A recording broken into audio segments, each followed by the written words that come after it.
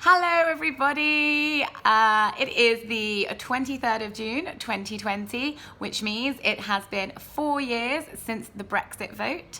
But more importantly, it's been 4 years since I got on a plane with 3 suitcases, said goodbye to my family and made Aliyah.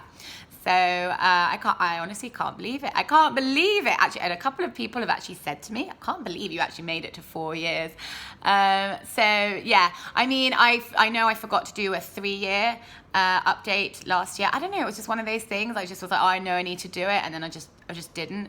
Anyway, so I'm going to do like a 2-year summary for myself and for everybody to say kind of what's been going on. To be honest, not loads has changed generally, but of course lots of things have. But I'm still living with Lee in our lovely apartment on Ben Yehuda and Al-Azarov. We have had such a great time living in this apartment. We've just signed again for another year, and you know, I'm just really lucky that my living situation has worked out so well. And you know, the corona lockdown was challenging, I guess, as it was for everybody, but things are much brighter now, and we are just having a great time all the time, laughing and doing nice things all the time.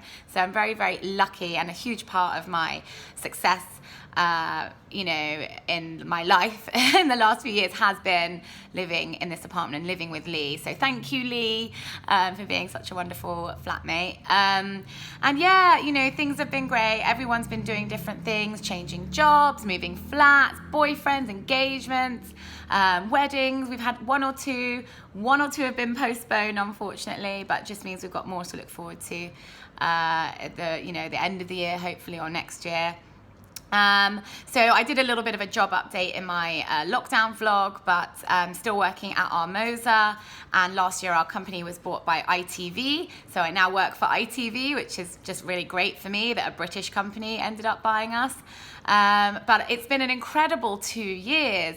I have traveled the world. I still can't believe this is my job, that I get to fly around the world and schmooze people and pitch them ideas for TV shows. And then negotiate contracts, which I didn't even know I would like doing, and turns out I really do. I guess a little bit of my dad and grandpa's solicitor lawyer genes have filtered through. But yeah, I have traveled. Wow, where have I traveled? I've gone to Sweden and Cannes, obviously, twice a year for the last 3 years. I've been to South Africa, to Johannesburg. I've been to India 3 or maybe 4 times, Singapore 3 times.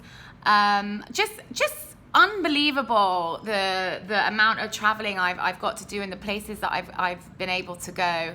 I feel very, very lucky, and you know, my colleagues are so great. They're my friends as well, and again, just been really, really lucky. And another big part of the success of my time here has been finding a job that was just right for me and a company that was right for me, and exciting to see what will happen now. We're part of ITV. And then, of course, you know, the friendship group. You know, we have been going out a lot in these last 2 years. Let's just say, especially in these last 2 years, we've been going out. We've got an enormous friendship group, very different people. I'd say we're really international. I mean, we're not. We're mostly British, and then we're American, and then we've got some Australians and South Africans, and then 1 or 2 from, I say 1 or 2, we've got one Israeli, 1 Bolivian, and yeah, we're not that international, but we try.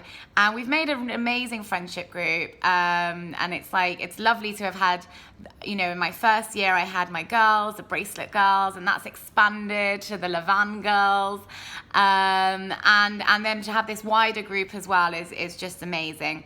And then, you know, something ridiculous happened that, you know, we found a club that we really liked, Bootleg, and I basically am now a club promoter. Well, I was a club promoter for them, and they, you know, we went there, and I found out who to get the guest list names, you know, from. I was like, I don't want a queue. Oh, hi, can we like book, you know, 10 people on a guest list? Fine. Had a great time. Next time we went, we came back with 25 people. Next time we went, I said, oh, hi, I need a guest list for 50 people.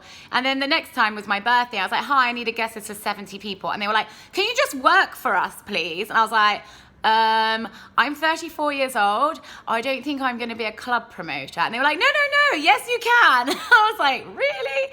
And my friend Stacey, who'd also been doing some promoting for something else, also got approached by the same club at the same time. So we were kind of like, oh, well, if we do it together, then it will just be fun. And they were like, yeah, it's just a bit of pocket money on the side.